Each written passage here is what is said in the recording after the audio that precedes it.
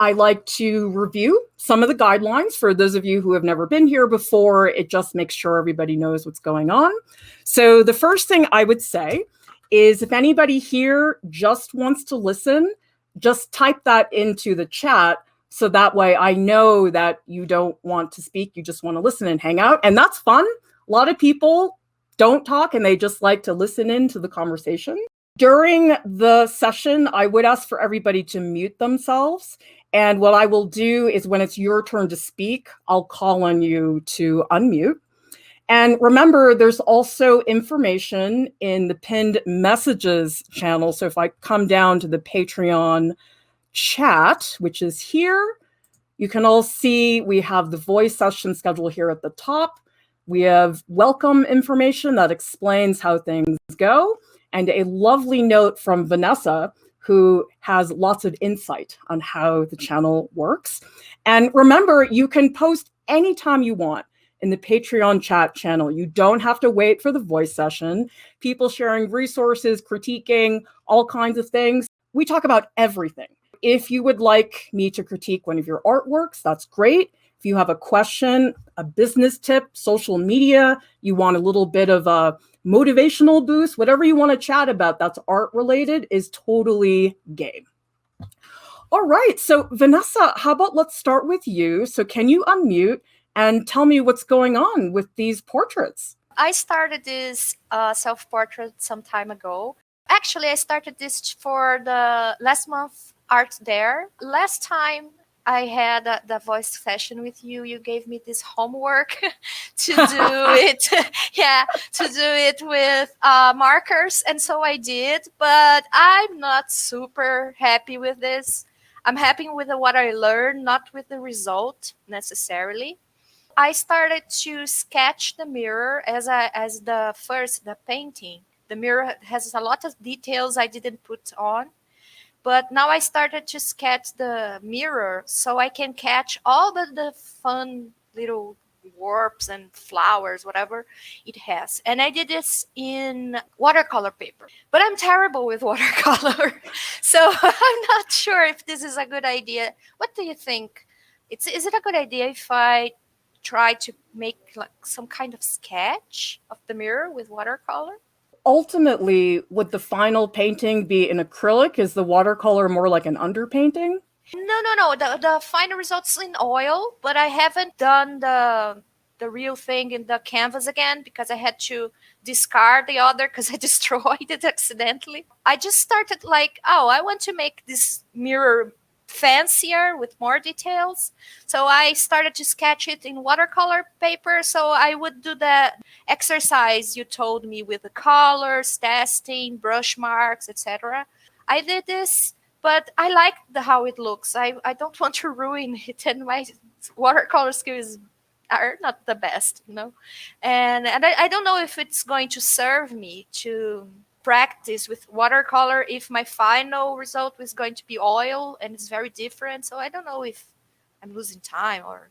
Have you worked a lot in watercolor before? I don't think I've ever seen any watercolor work from you. Just studies so far. I don't have anything that I'm proud to show off. My feeling is that you can certainly try. I mean, there's no harm in trying it. If it goes badly, you can just do it again. I know that's a little bit more work. My feeling is that oftentimes when people come to voice sessions, they ask me questions they already know the answer to, but they want me to give them the little nudge because I had somebody come to a voice session, I think it was 2 weeks ago, and they said, well, I have this idea. Do you think this is too cliche? And I said, well, if you think it might be, it probably is. So my feeling about the watercolor is if you have an impulse to try that, fulfill that impulse, because then you don't have to wonder, oh, what if I had tried the watercolor? Maybe, but now I don't know because I didn't try it. My feeling is you should always go for it because it's low risk. I'm certainly committed to this because as you can see, my first attempt, my hair was shorter. So I've been doing this for some time now. I don't have a time to finish this. This might be a silly question. Can I mix markers with watercolor? Can I draw with markers on top of dry watercolor? What kind of markers would you be using? They are water-based markers from Faber-Castell. You should be able to do that because if the watercolor is 100% dry, it should not interfere. And actually, Vanessa, one thing that I've done, it's in our Utah tutorial. I don't know if you've ever used those alcohol-based markers, but those blend so well with watercolor. I mean, they just like sink into the color. They're beautiful. So that might be something that you consider trying. Some part of me says that, oh, maybe I do this watercolor self-portrait and I, quote, give up on doing oils because I like it. But I don't know if I'm going super optimistic because I'm really not good with watercolor. But I just want to try the colors together. My feeling about this painting, Vanessa, is that I know your first intention when you started was, okay, I'm making this painting, I'm going to finish it. But this painting is doing more than that. I think this painting is you meandering and trying things. And so it may take you a while to get to that finish line, but think about how much you're going to learn on the way to that finish line, because I don't know why you don't like the marker drawing. I think the marker drawing is great. I think it's much more expressive than the painting, not just in terms of the facial expression, but the color. It's so vibrant and rich compared to the painting. Yeah, I don't like the yellow. I thought I'm going to do this yellow, but then I think I should have used the pink instead. But I'm still going to try this one more time because I see it was the best hatching I have ever done in a figure drawing. So I want to try to do a little better than this before I go to the final thing. And definitely, I have been learning so much with this, both about self-portrait and about everything else, color. I've been studying a lot to this. I'll try this watercolor with markers, see what happens. My other thought, Vanessa, is I know you're such a painter. You're so excited about painting.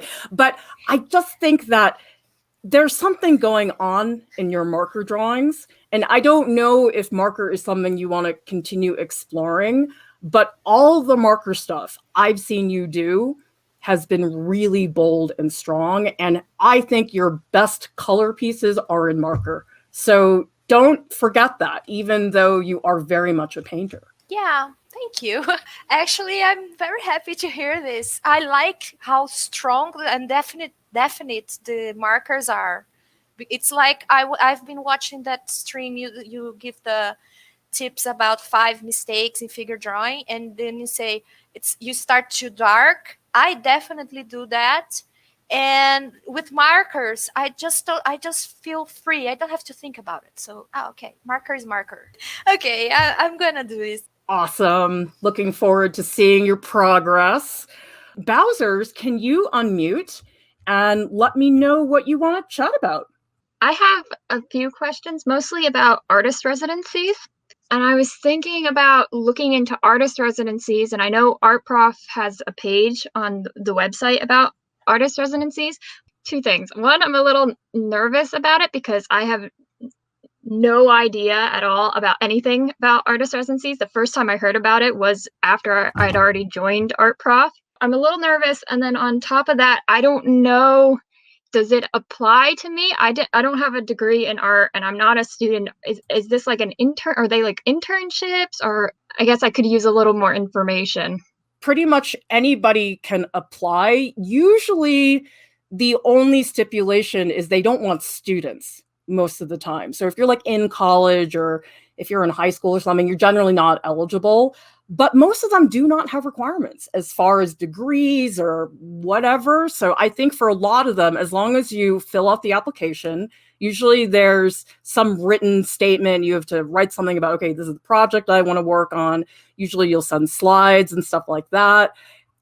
My understanding is as long as you can do that, you're eligible to apply. I mean, there's certain residencies that say, oh, you cannot be an international person, you must reside in the US. Like they have stuff like that.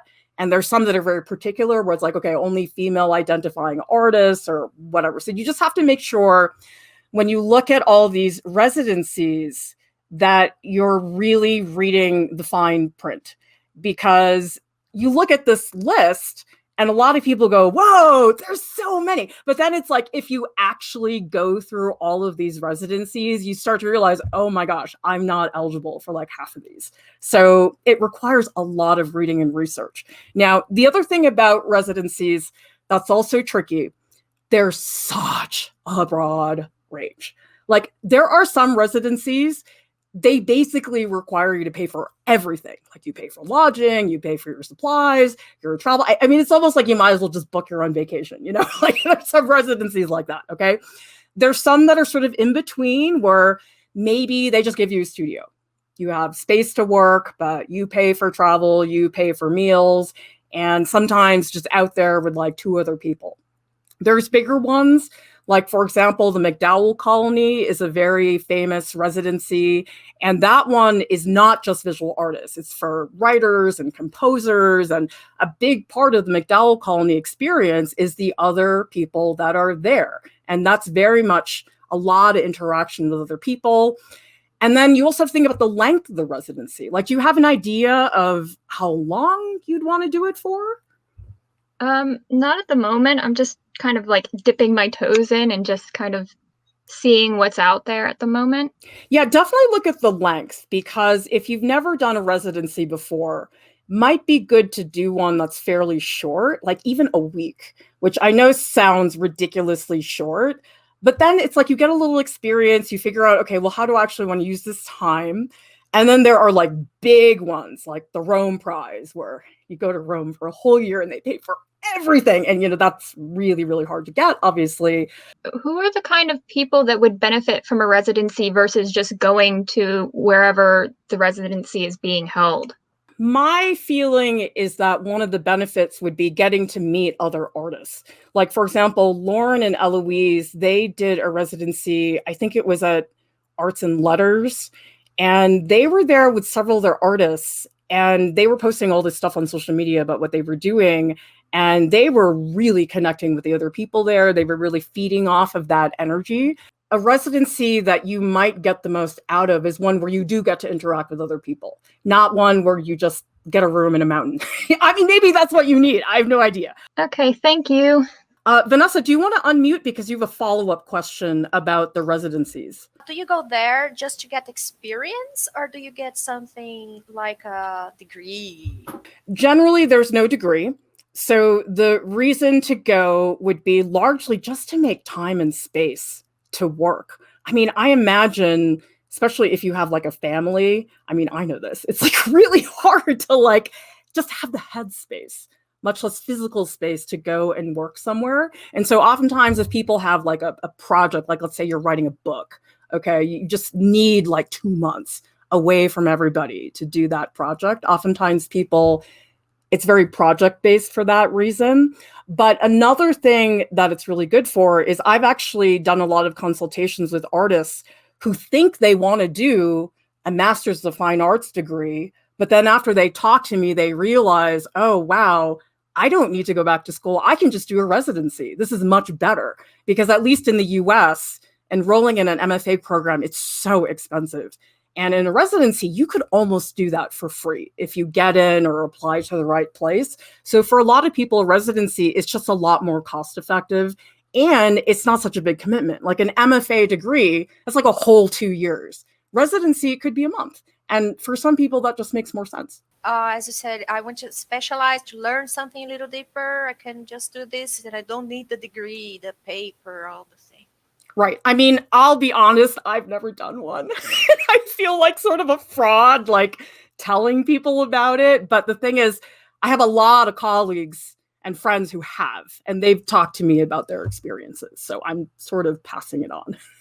Blue Wolf. So you've got 2 photos here. I can see the reference and the sketch. So can you unmute and tell me what's going on? I'm a little bit stuck. I did the sketch months and months ago. That's a photo that the reference is a photo I took at Coral Castle in Florida. And I did the sketch, and now I'm kind of afraid to start. I have Regina's homemade watercolors, and I also have 2 types of gouache. I don't know whether I should use watercolor or gouache.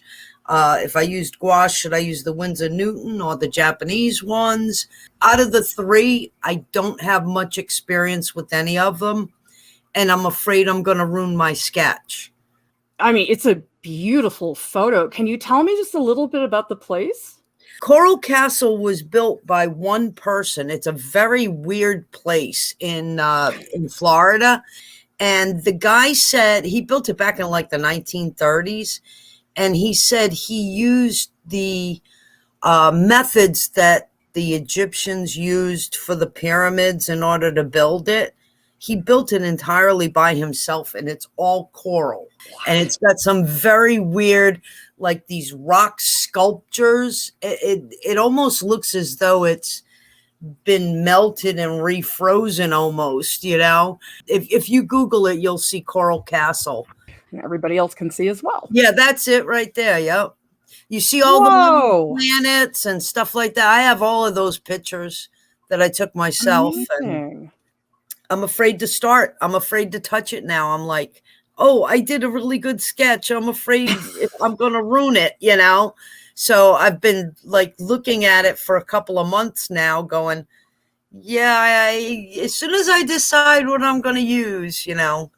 So any ideas about, yeah, should I use a light box and make a duplicate before I start so that I can try all three, or?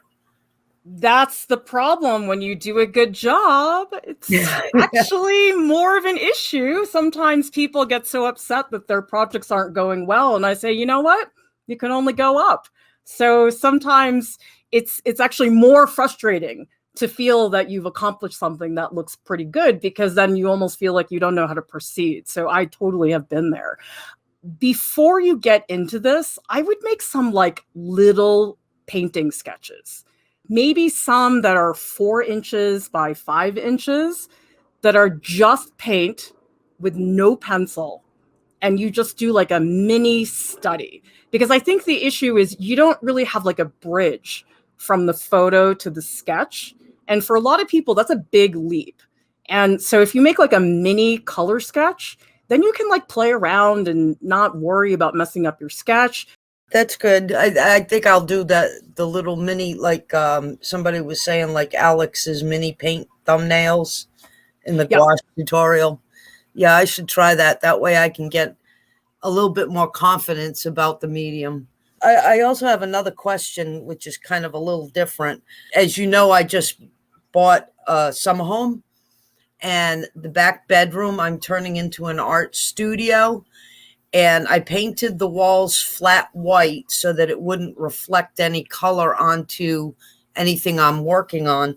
Are there any must-haves for an art studio area?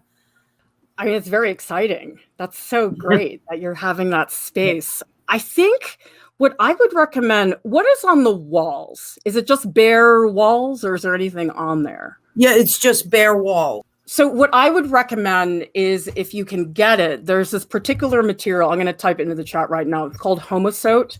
And it's basically just like these sheets of stuff. And they're basically like giant industrial bulletin boards.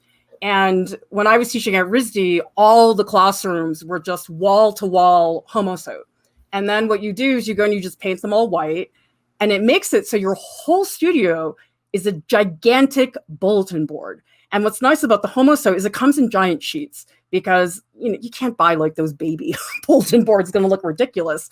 But I know that when I had a studio space in my old house, I had Homosote over all the walls, and it was great because when I had drawings I was working on or something that was like in progress, I could pin it up on the wall and be looking at it or come back to it. Or if I was like printing a bunch of prints and a lot of them were wet, I could pin them on the wall. So I found that very useful because it gave me continuity. When I was working on, say, a series, I could go back, because otherwise it's like, where do you put the stuff, Thank you. That was very helpful. One more thought about your painting, because you were asking about gouache and watercolor and which one to do first. I think that it's always easier to go thin to thick. Because if you start with gouache and you paint it very opaquely, and then you want to start adding stuff on top. The issue, and Alex mentions this in the tutorial, you end up reactivating the opaque gouache underneath. And so I think it's a lot easier to do the underpainting in watercolor, like really, really thin. And then the gouache becomes a secondary layer when you have things a little bit better established. But I feel you on watercolor. I've been terrified of watercolor for many years, so it's hard. Okay, Dara, can you unmute? And it looks like you've got some works in progress for us to look at. So these are two spreads from picture book idea I had about basically a man's descent into Civil War reenacting. And I got most of the pages drawn out on a different sheet of paper. So I used a light box and I traced them over. And I'm trying to figure out what medium to use. And I finally settled on watercolor because that's what I'm most familiar with. It's been several years since I spent this much time with watercolor. So maybe that's why I'm sort of stalling out. So I did all the parts that I thought was really interesting, and I'm kind of not sure where to go next. And then I realized, especially in this picture with the three people, that the light sources are all kind of like really out of whack. And is that just me being very sensitive to that? Is that something that somebody would notice? Can I just ignore it and move on with my life? And then I read somewhere about underpainting for watercolors, and then I got kind of freaked out that I didn't do any underpaintings on this. This is just straight on watercolor paper. So it's been sitting like this for about 6 months now. I feel like we need like a little watercolor group. It's funny that you and Blue and Vanessa all are having these watercolor concerns. Let's talk about the lighting first, and then we'll go back and talk about the other stuff. The whole thing about lighting, it depends on how stylized you want to get. Because if you choose a style that's pretty dramatically different than real life, then we don't have the expectation that, oh, we should see lighting. But the thing is, if you try to do something that looks more like reality, and you're painting folds and the clothing and stuff like that, that then sets up an expectation that we say, oh, this person's putting in all this detail. That makes us feel like there should be more clear lighting. Right now, you have to make a decision about whether you're going to go way more stylized or if you want to push it in a more realistic direction. Do you have an idea which direction you might want to go in?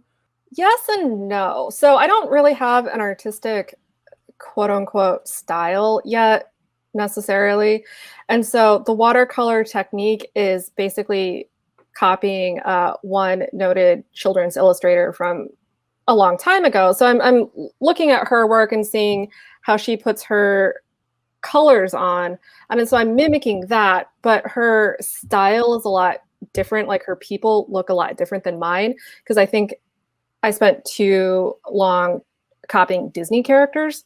I'm not sure if her type of coloring exactly fits the type of line work that came in, or that came out of my pencil. Who is the artist? Trina Shart-Hyman.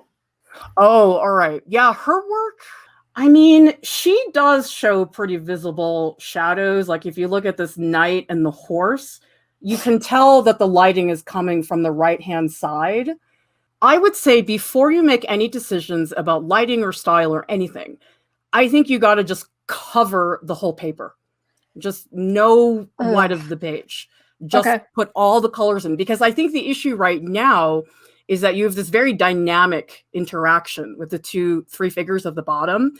And I really like it. But the thing is, the rest of the background, there's nothing. And so what's happening is you have part of the painting that's like way ahead. But then you have other parts that haven't even been touched yet. And so what's happening is that the progress of your painting is a little bit lopsided. And so we need that background to like catch up to the figures. And then I think you'll be able to see, oh, maybe this does need more lighting. It's hard to evaluate when you just have nothing in the background. That does make sense. So then for the bottom picture with the three figures, honestly, I drew the figures and I got really happy. And I totally forgot to put a background in before I copied it over. So I'm thinking, would it be a total cop-out if I put sort of like a wash there? Because the main focus of the image is the guy in the center. I think you answered your own question, Sarah, when you said, Okay. is it a complete cop-out? Yeah, it is. I was afraid of that. You really got to develop them together, because if you develop the figures, okay, and then you say, oh, wait, I need a background, the background almost always ends up looking like a backdrop, because one of the things that can make a figure look very believable in a background is if you show the feet, because the feet are the physical contact point that a figure makes with the background. And you can see here, not having the feet, it's really going to be hard for you to make that background look like it's really surrounding the figures. You might even think about scrapping it and starting it again, knowing you have to do the background. I know that's painful to hear, but this is like a deep root of your illustration is this background. The background is significant. It's not tiny in that illustration. No, you're right. I have done this painting 6 different times in 6 different media, so I don't want to start over, but I will. Oh, nobody wants to. but look at this, okay? We were looking at Vanessa's pieces before, and Vanessa, I mean, correct me if I'm wrong, but I know you set out to make this piece, but you've had a couple of diversions along the way, and that's not a bad thing. And I'll tell you, Dara, it's rare that I will start a piece and just finish it. Like there's always some tangent or, oh no, I got to figure this out. And sometimes, as painful as it is to scrap something, you actually can end up just really working on something for a long time that's like fundamentally flawed. And sometimes it feels better to like really get to the root of the problem, as painful as it is to scrap it. Figurative compositions with more than one person with a background that are fairly realistic looking are so hard to do. Oh my gosh, they're really, really hard. And so you're tackling something very ambitious. You also have the historical context. You have the background. I mean, you're really trying to do something that's very ambitious, which is wonderful. But it's like you're discovering, crap, this is a lot of work. It is a lot of work. That's, I'll take some notes and I'll think about it. I hope this was a good session for you guys. I love the voice sessions because I don't know, like I feel so inspired afterwards. Like it like energizes me to talk to the voices. When we're live on YouTube, of course we love the chat, but I don't know, there's something about the voices that's like extra personal and intimate that I just really, really like.